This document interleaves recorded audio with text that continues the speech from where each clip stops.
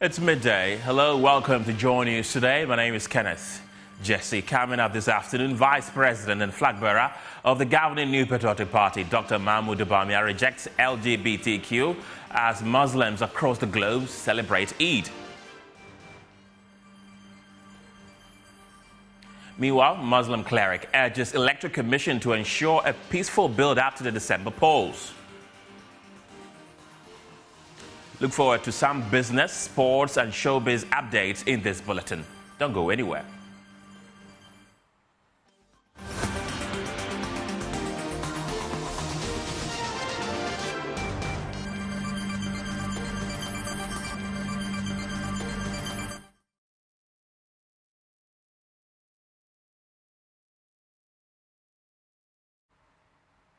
Hello again. Vice President and flag bearer of the New Patriotic Party, Dr. Bawumia, has emphatically rejected the practice of LGBTQ in Ghana. In his first public commentary on the raging issue, Dr. Bawumia minced no words in completely shooting it down while addressing thousands of Muslims in Kumasi during the observation of Eid prayers. Ghana's parliament has passed a strong anti-LGBTQ bill, which is awaiting presidential assent.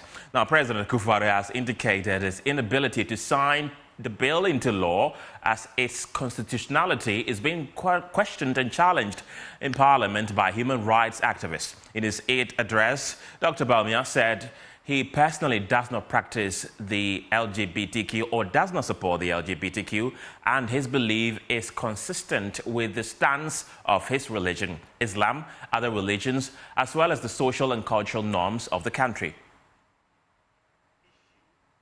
LGBTQ in Ghana. First of all, it is important to note that our cultural and societal norms and values as Ghanaians frown on the practice of homosexuality. Furthermore, as a Muslim, my view on this matter aligns with the position of my religious faith.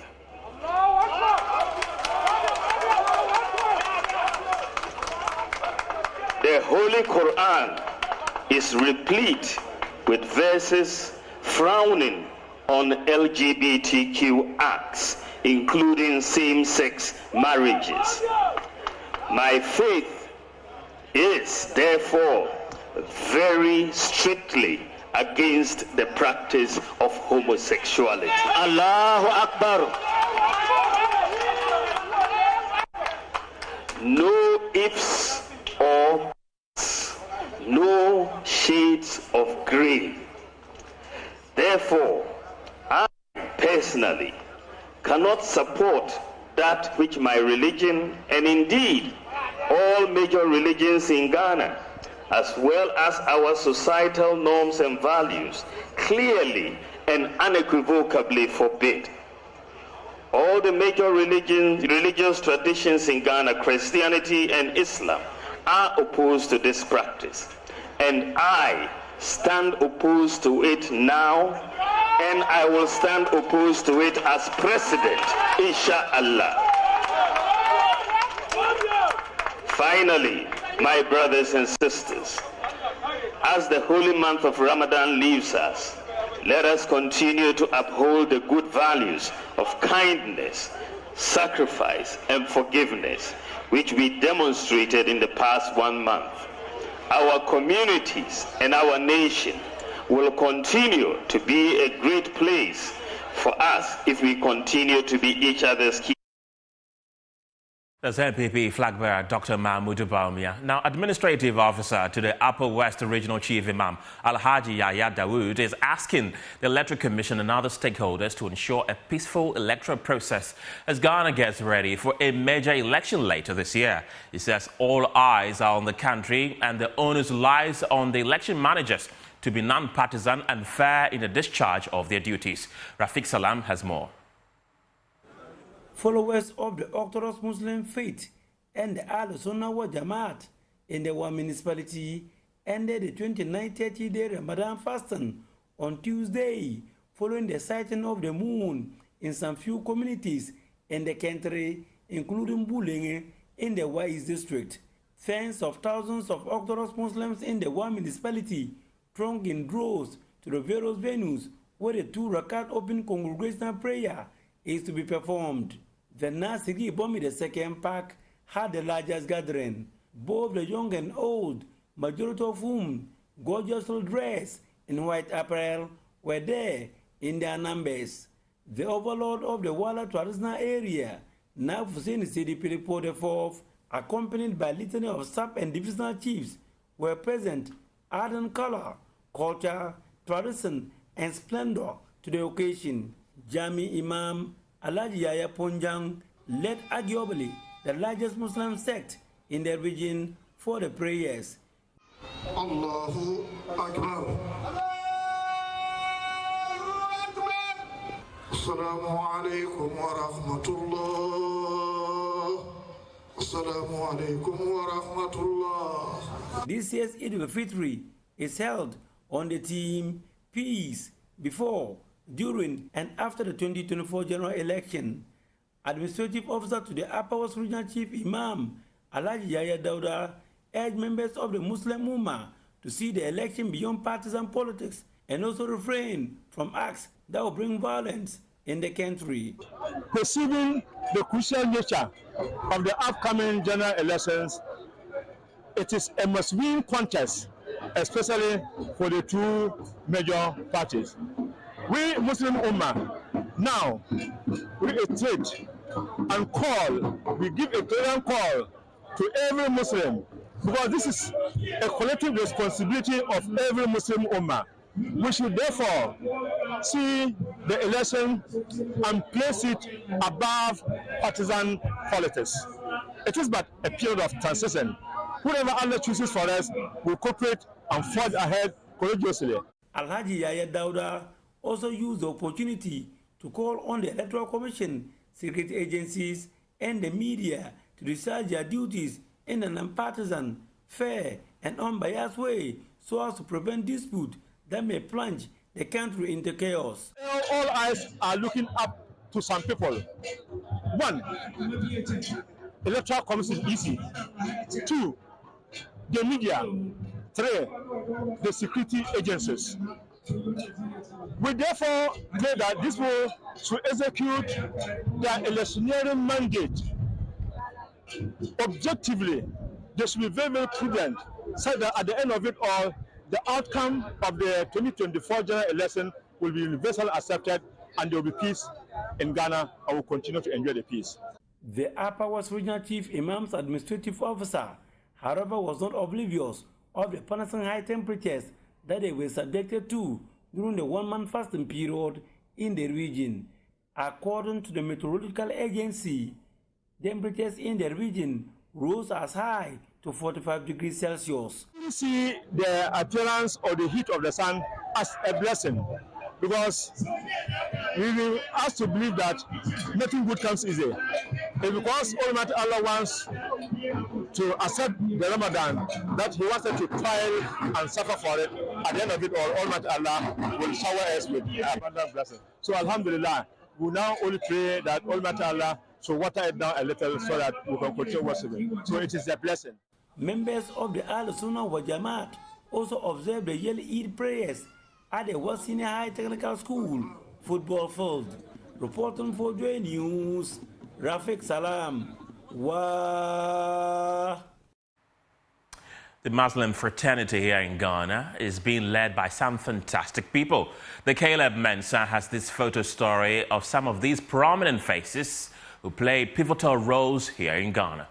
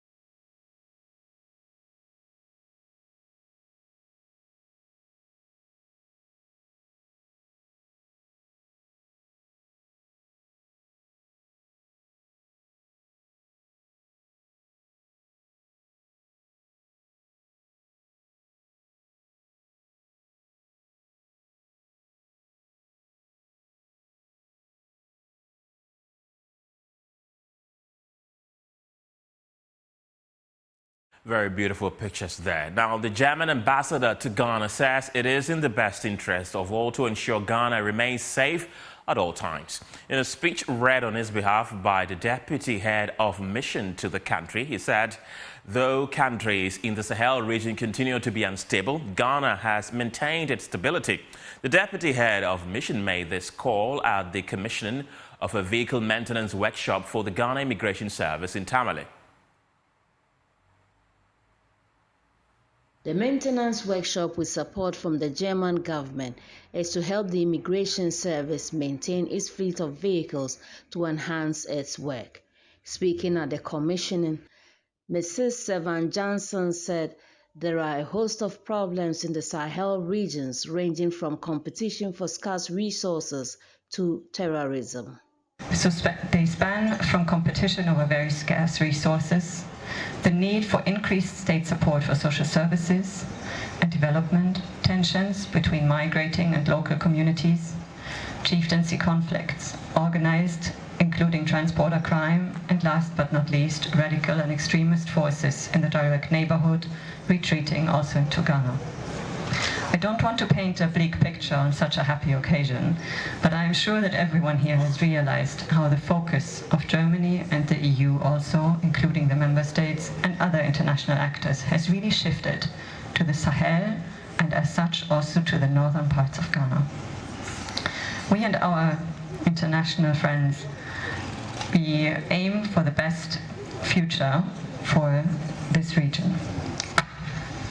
And it is in all of our best interest to keep Ghana safe and enable her to fulfill the prosperous future that she deserves. The Deputy Controller General of Immigration, Finance and Administration, Isaac Owusu-Mensah, said the garage will go a long way to mitigate the challenges faced by the service.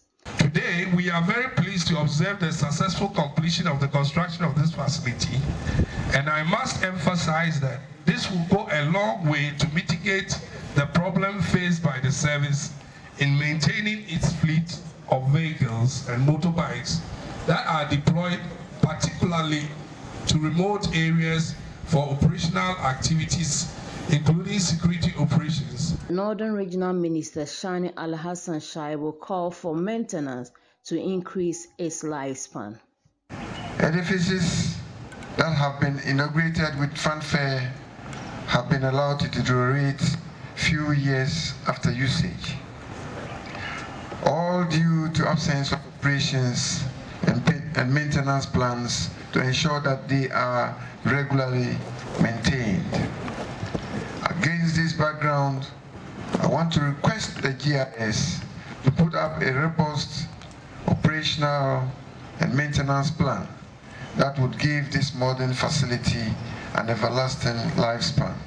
The Northern Regional Commander of the Immigration Service, Dr. Prosper Asma, said the challenges faced by commanders in the northern regions cannot be overemphasized. It is near impossible to enumerate all the difficulties that commanders in the northern regions undergo in trying to maintain and service vehicles. Numerous vehicles and motorbikes have been grounded due to the non-availability of the requisite parts, the lack of adequate expertise, tools, and the long distances to be traveled to procure relevant parts, just to mention a few. This really is a one-stop solution and a game changer to our automobile servicing and repair problems. He is shaken, but not shaken. That's the watchword of a former prisons guard, Kwekwe, who has for the past 13 years battled Parkinson's disease, a medical condition that forces him to shake uncontrollably. His condition, though burdensome, is not deterring his spouse, but rather deepening their affection for each other. Marking International Parkinson's Disease Day, Emmanuel Bright Kweku tells the story of love brewed amidst dilapidating condition.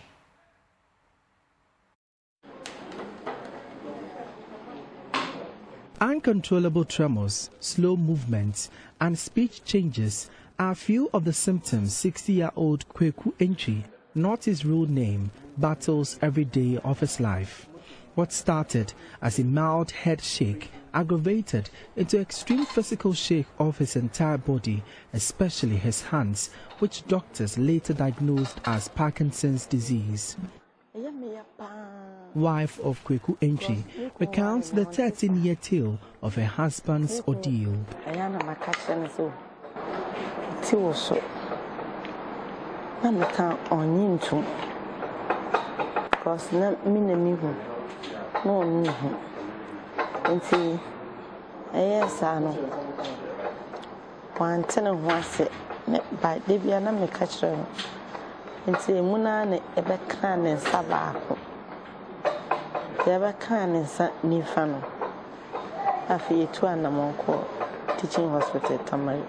Parkinson's disease is a brain condition that affects movements, mental health, sleep, and causes pain. The disease is as a result of the loss of nerve cells that produce a chemical messenger in the brain known as dopamine. A decrease in dopamine levels brings about irregular brain activity, leading to problems with movement and other symptoms. Kweku, until his ailment in 2011, was an officer at the Tamale prison in northern Ghana, but was later transferred to the Ashanti region for medical care.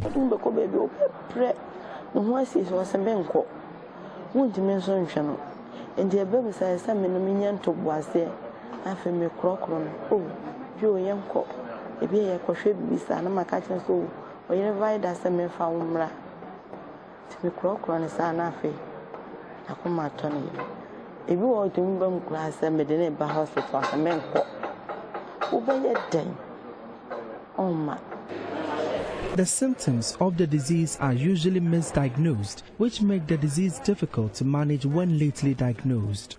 Dr. Divine Amenuke is the lead clinician at the Internal Medicine Department of the Komfanochi Teaching Hospital. If it comes in late, then, as I said, the effects on the brain that has led to the reduction in the dopamine is so much, so it makes it more difficult to treat. Unfortunately, these days, as we've heard, it tends to be seen also in younger groups. At first, we thought it was only the elderly that were getting it mainly, but even people who are in their 30s are also getting it.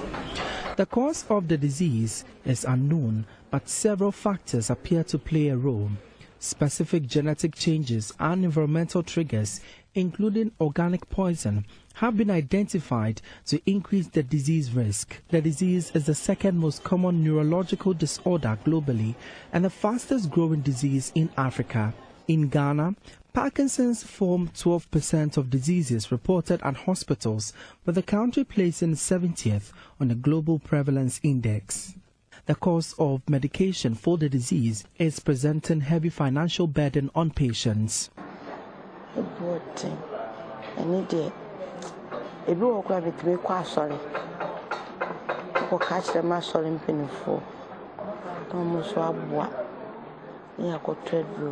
Only 2 medications are covered under the list of the country's essential medicines, which health officers say aren't the suitable medication to manage the disease.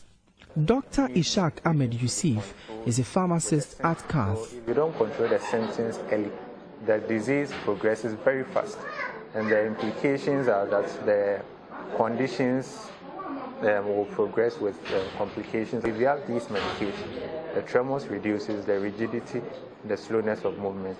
And in terms of their lifestyle, it helps improve their lifestyle. While doctors appeal for an insurance coverage for the disease, the Enidaswa Parkinson's Disease Foundation has been supporting people living with the disease.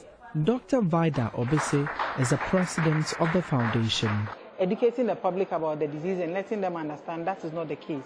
Secondly, we also want the patients to understand their condition so that you know yourself that that is not the case. And so when you build yourself up, you're able to match up to whatever challenges people expose you to. They want me super because today we are how about so by the never found when you pay. Here, come on. The fire when you are sorry. But just as the marriage vows they exchanged 40 years ago, The couple will not allow the disease sever their love and respect they have for each other.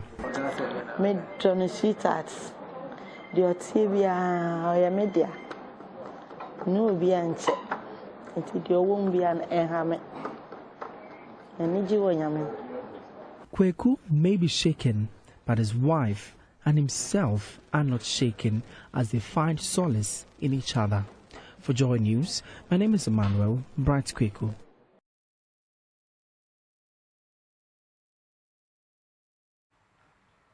Very touching report there. Now, an association of ex-convicts is seeking public support in the construction of a hostel facility to accommodate former prison inmates as part of their reformation. Leader of the group, Felix Duncan, popularly known as 2 PM, says such a facility will reduce crime involving ex-convicts who become homeless due to stigmatization from family and society at large. The Ex-Convicts Association, established 4 years ago, has so far appealed for the release of 21 innocent prisoners. The association has been mobilizing ex-convicts for their proper integration into society. President of the association, Felix Duncan, says because of family and societal stigmatization, most of the ex-convicts are homeless. He says this positions them to fall back to crime and other vices. He says a hostel facility for the ex-convicts will provide shelter for them to plan a new life. Ex-convicts for na ya babonte ya doso dodo ya doso omo dada bonte rough enti ama ba kumienu ekosia na adwene bebe omo tirim eye kronosem. The reason why we want to build a hostel is because the ex-convicts outside are plenty. They are on the streets. We want to abolish such behavior to reduce crimes in the society because 2 convicts can't commit crime again. Association, your friend, ex-convict association, you pese adofo ni aboafo esoyemu yetimi si dan emma wona wo free prison eba ene wona o free prison abadada a woni baby te woni baby da ebetimenye baby ada na aboa wo aboa me amma adwini a ye frɛ no kro no sem no abafom. Felix Duncan said the association has been advocating for the discharge of innocent people in prison remand. 4 years, 21 and a free prison. Within the 4 years of the group's existence, we have been able to release 21 innocent inmates. John Obey was sentenced to 90 years in prison but received amnesty after 10 years in jail. In sharing his experience, he emphasized the need for the hostel to curb crime.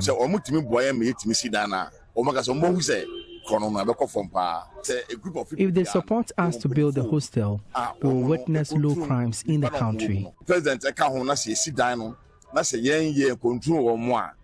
Wakasa bo hu se mribi ebeba no wakasa bo hu se anye nkofo no mu da bontia sa no na isi omo wen mpacho wachase entie no ne yesre se yenua no mu na omo hweye no ene djumoku a sebe yakopon hira wo mu abibi wo mu sem no ye tro sa from so mabua.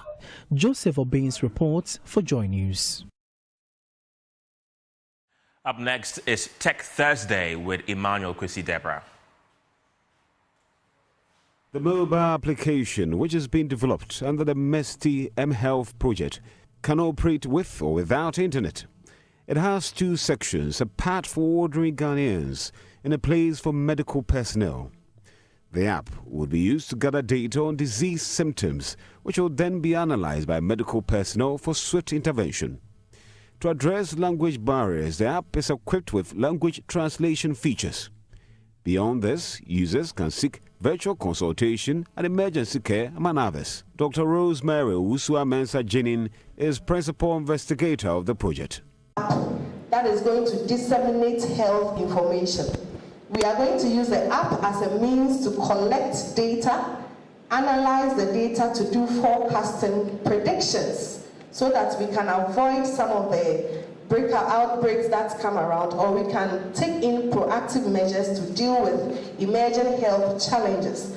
So we are looking at a point where people will use the app, provide some information on, let's say, symptoms, and then we can come up to a certain point where we can say that we feel that people in the northern region are complaining about these symptoms within this time of the year. So what should Ghana Health Service do then? So we have medication reminders where people can log in the drugs they are supposed to take, so that they'll be given reminders when it's time to take them and when the drugs are running out. One very notable feature, which for us is very encouraging, is language translation. So we are looking at reaching underserved communities. Some don't speak English, some speak Chi, some speak Ga.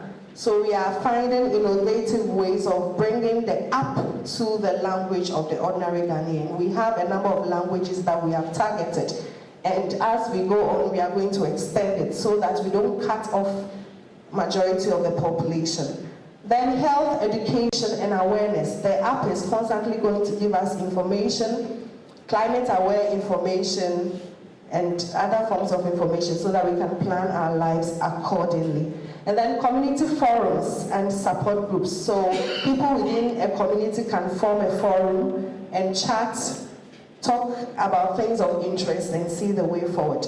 Now this app is in two folds. The part where the Ghanaian populace can use, and then the other section which is going to be used solely by medical personnel. So they can use the app to communicate among themselves, share relevant information, and also transfer patient history, make appointments as and when necessary. We also have avenues for emergency assistance and virtual consultations. Dr. Emmanuel Ahene is co-investigator. You would look at the regions we have in Ghana, you would realize that in almost every region in Ghana, there is this group of people who would have limited access to healthcare. And those are the people who are targets to ensure we use this mobile technology to enhance their access to healthcare. The app, jointly developed by KNUST College. Well, after the break, Emma Davies will be here with the latest in business. And Science Granting Council's initiative in Sub-Saharan Africa. Welcome. Let's do some business stories with me, Emma Davis.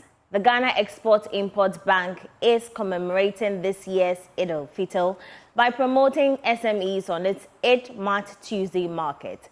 Speaking in an interview with Joy Business, the Deputy Chief Executive Officer of the Ghana Export-Import Bank, responsible for banking, Rosemary Beryl Archer, stated that the products from the Ghanaian SMEs are well branded and ready to hit the international market with the right support from the bank.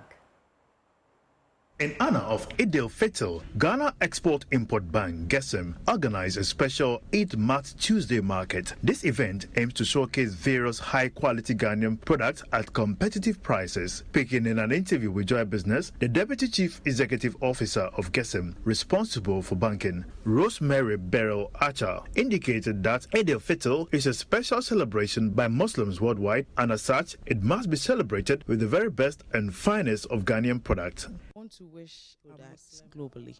The Deputy Minister of Transport, Hassan Suleiman Atampoli, also joined the call to support local businesses. I'm very impressed with some of the products that I saw. More importantly, I recognize the fact that almost every raw material that they use to produce all the products that they display here are sourced locally, except for maybe the containers that hold the products. Now, as a government, we are happy for some of these initiatives because it means that you import less, and that means that you source for forex less. Conversely, you rather export the products and then you gain some forex for the nation. So I think that all in all, the initiatives are very good and they deserve tons and tons of commendation. Joy Business spoke with several vendors showcasing their products at the Eid Mat Tuesday market. Sometimes we talk about made in Ghana, but you actually don't really know what it's like until you see what the beautiful minds of Ghanaians have been able to come up with. This is actually my first time being part of this market, and I think I'm very, very proud looking at seeing shittles, seeing cereals, really proud of my colleagues and especially the women in this industry. We make date syrup from date fruits. It's a very healthy sweetener. You can use it for your porridge, your smoothies, your pancake toppings, anything you want to use sugar for, try and replace it with dish syrup, and your health will thank you. Sparks has a very unique packaging. Trust me, nobody has this type of packaging in this country. And then also our products are quality. I mean, with the taste and everything, it's so good. So made in Ghana product with the tax and everything, it helps the government improve development of their country. And then you have to buy products from Sparks because it is naturally good. We have our bomber jackets. We have our Ankara here. Buying our products or made in Ghana products helps promote the country. I think we should buy more made in Ghana products than the foreign. This market is part of GESEM's ongoing effort to promote Ghanaian export and encourage Ghanaians to choose locally made products. Now, 200 women entrepreneurs across the country are slated to be empowered and supported through the Sinapi Aba Women's Mentorship Program, aimed to promote entrepreneurship among youth, women and artisans. The small and medium women-led businesses will be equipped and guided with corporate management skills for effective returns. The program will boost efforts to encourage ambitious women to start, own and run businesses. The following report has more. Addressing gender gaps in entrepreneurship demands concerted efforts from financial entities and society as a whole. Sinapi Aba Savings and Loans Limited, under its Sinapi Aba Women Mentorship Program, is pitching informal sector women entrepreneurs from various business levels with professional mentors to network and share business knowledge. The 6-month intensive free business peer coaching program. The 6-month intensive free business peer coaching program aims to equip beneficiaries with skills and insights to manage and expand their businesses. Chief Programs Officer for Sinapi Aba Savings and Loans, Joyce Owusu-Dabo, says the program will allow the business women owners to be empowered to employ more, own and ensure asset equality. Some of the challenges we found out are these wonderful women do their businesses are two major things. Their capacity to manage the business, especially when it's growing, and then limited access to capital to invest in their business as it grows. So Sinapi Aba, as an institution, have adopted a strategy of building the capacity of our women so that they are empowered with the requisite skills and knowledge to invest in the management of their business. We therefore look at a system where they can really be mentored and coached. It was initially just for women, but we are conscious of ensuring that there is inclusion for everyone. So this time we started bringing on board some of our male clients and training them. We also ensure that the women share what they've learned with others because we want to use them as change agents in their community. Beneficiaries will be taken through skill sets like bookkeeping, customer service relations, record keeping and budgeting. Proprietress of Prevalence Academy and mentee Joyce Mensah Bunsu is hoping of getting equipped with requisite knowledge to boost and grow her business. So we save with Sinapi Aba, and they introduced the program to me that I would get to meet other people who are already in business, those who have tried and they have their success stories to share. Then they can also guide me on how I can also grow my school and get that objective. I want to have 500 students by 2024. Proprietress of Dosa Royal School and mentor Benedicta Boache is advising beneficiaries to undergo the training process with diligence. To guide them in their businesses, more especially how to keep their customers and how to also attract new customers. After we've imparted the knowledge to the mentees, we expect them to also practice it in their businesses or to put it in use so that their businesses will grow. Reporting for JoyNews, my name is Clinton Yeboah.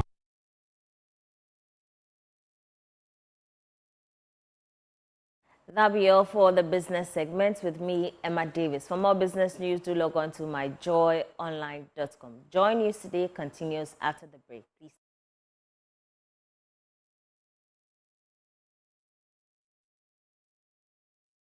That'll be all for JoyNews Today. My name is Kenneth Jesse. Thanks for watching. Marketplace is next. Bye for now.